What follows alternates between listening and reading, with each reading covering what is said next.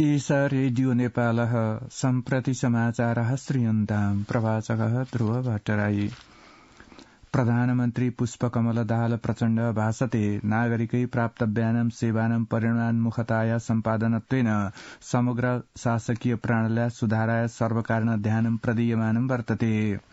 प्रधानमन्त्री मन्त्री परिषद कार्यालयेन गतदिने ललितपुरे आयोजितायां नेपालस्य अर्थतन्त्रं शासकीय सुधारस्य इति विषयेण अन्तर्क्रियायां प्रधानमन्त्री प्रचण्ड अवदत् शासकीय सुधाराय समग्र कार्यपद्धतौ एव परिवर्तनम् आवश्यकं वर्तते।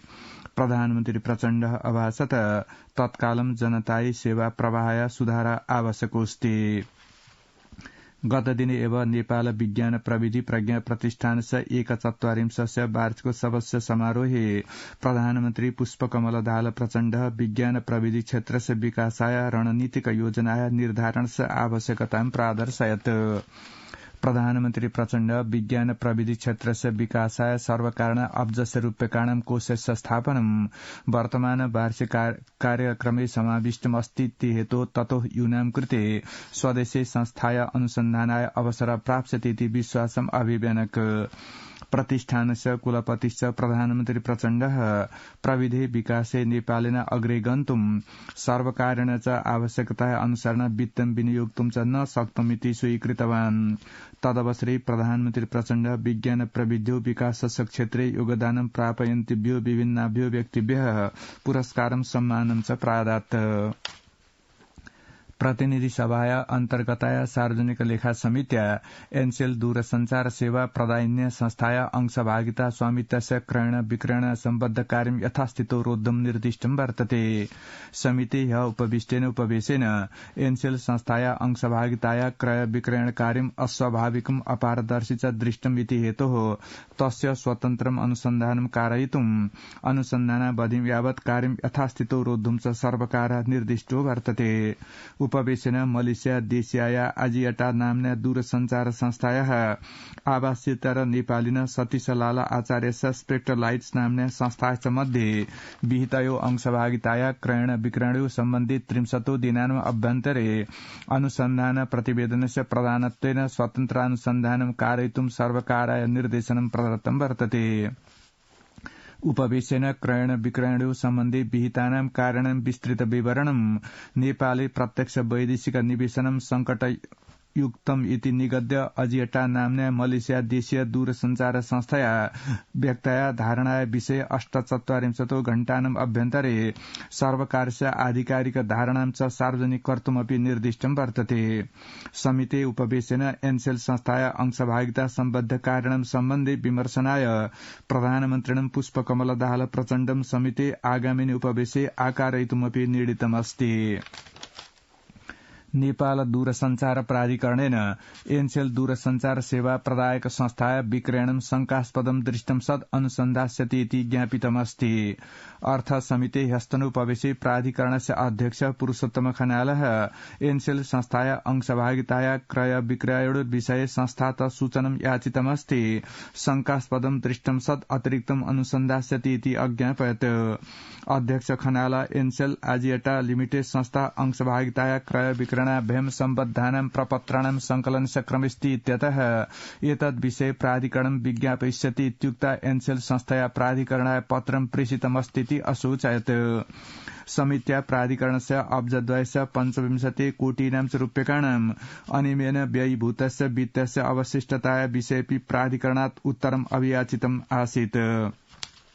तत्सम्बन्धी प्राधिकरणेन नवभ्यः दूरसंचार सेवा प्रदायक संस्थाभ्यः ग्रहणीय वित्तं मासत्रयस्य अभ्यन्तरे प्रदातुं समय प्रदत्तोऽस्ति ज्ञापितम् आसीत्। उपवेशे सांसदः एनसेल संस्थाया क्रय विक्रयणयो प्रकरणस्य विषये गभीरतया अनुसन्धानस्य विद्यमान विधेय उल्लङ्घनस्य च विषये राज्यस्य सम्बद्ध निकायेन गभीरेण अनुसन्धानं प्रारब्धव्यम् इति धारणाम् उपस्थापयन्। ह्य एव अर्थसमित्या नेपाल राष्ट्रकोषस्य अधिशासकेन महाप्रसाद अधिकारिणा साहापि मौद्रिक नीति अद्यावधिक क्रियान्वयनस्य उपलब्धिस्य अवस्था विषये विमृष्टं वर्तते। विमर्शने अधिशासक अधिकारी वर्तमान आर्थिक वर्षे 4.5% यावत् आर्थिक वृद्धि आकलनं विहितमस्तीति अज्ञापयत्। अधिशासक अधिकारी पर्यटकानाम् आगमने सम्भूतेन सुधारेण विप्रेषणस्य आप्रवाहेण तरलतायां सम्भूतेन सुधारेण वृद्धि धनस्य न्यूनमानताया अवस्थया च आर्थिक वृद्धौ अनुकूल प्रभाव सृजति इति प्रावोचत्। रूसदेशीय सैनिकेषु नियुक्षते इति निगद्य नेपाली नागरिकाणां रूसदेशं प्रेषकस्य समूहस्य 1200 जनाः काष्ठमण्डप जनपद प्रहरी परिसरेण ह्यः सार्वजनिकृताः सन्ति।